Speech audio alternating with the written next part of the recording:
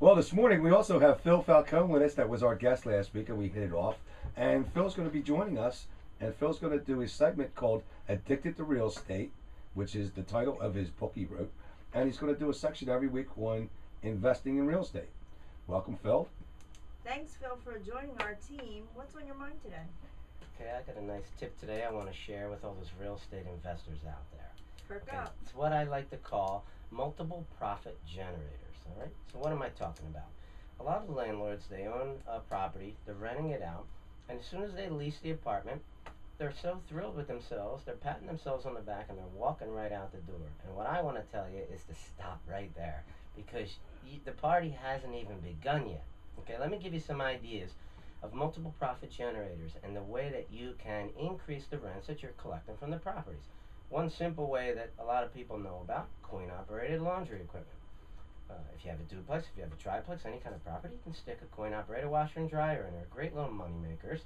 And the only problem I have with the ones in my buildings is I'll get a call from the tenant saying, hey, the coins aren't fitting in the machine anymore, and I realize I haven't been there in 3 months to get all the money out of it. Okay? But let me give you bad problem. Yeah, it's not the worst problem in the world. Let me give you some ideas about multiple profit generators that maybe you haven't thought of. Okay, you rent an apartment to a family, and you just signed a lease, and it's time you're finished. Okay, stop and think to yourself. Ask the people: is there anything in this property that this property doesn't have that maybe you would like? For example, you have a couple of young daughters, 6 and 8 years old. I bet you they have bicycles, and this property doesn't have a garage. Hey, I got an idea.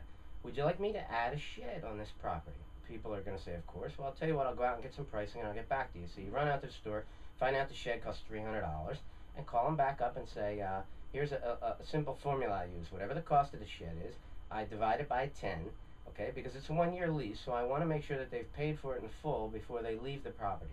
So I'll go back to them and say, the shed is $300. I could tell them or not tell them that, doesn't matter. I'm going to increase your rent by $30 a month, and I'm going to provide the shed for you.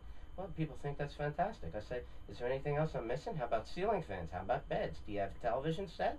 Why not? Do all these things. Add everything.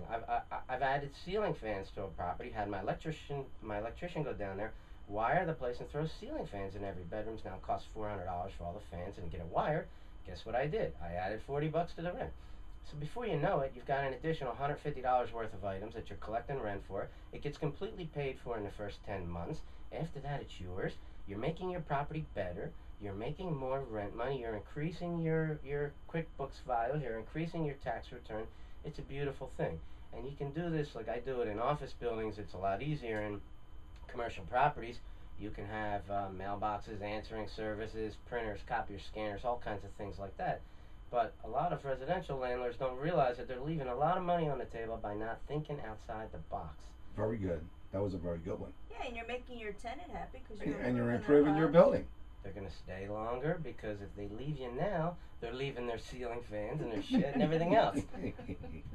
So have you That ever was a great furnished tip. an entire house for someone, Phil? I have a very large office building that's completely furnished. I got about a couple $100,000 worth of furniture in there that's all provided by me. Let me give you a couple other ideas. Suppose you got like a small apartment building that has 6 units, okay? Why not throw a DirecTV satellite dish on the roof? Those little receivers that they give you off of one dish cost $4.99 a month. Well, you throw one of those in each of the 6 apartments, and you say to the tenants that are moving in, would you like DirecTV? It's only $49 a month. You do the math. The bill costs you $130 a month, and you can bill out $300 a month to your tenants. Great multiple profit generator. How about internet? Everybody needs the internet today. Everybody uses it. Get yourself a Fios line and a wireless router and say to your tenants, would you like wireless internet in your apartment? Guess what? It's only $25 a month extra. For your 6-unit apartment bill, you're making another $150 a month.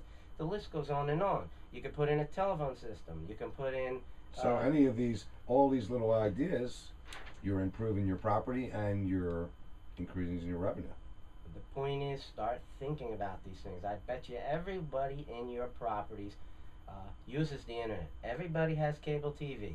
Everybody And it's needs... one-stop shopping rather than them having to go out and figure out what to do. You've already got them there. Why not work that bottom? Why let them call Verizon and have them come put a phone in their apartment? Why don't you provide the telephone system for them, and then you can make money off the outgoing phone calls. Very good tip.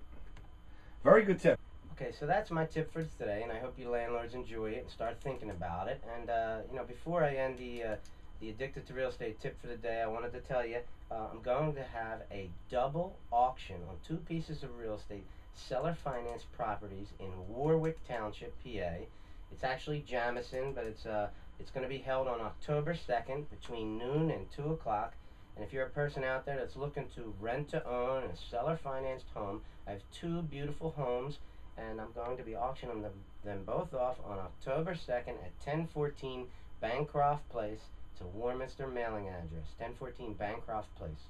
Very good. All right, so you're listening to Good News in Real Estate, all positive, all the time.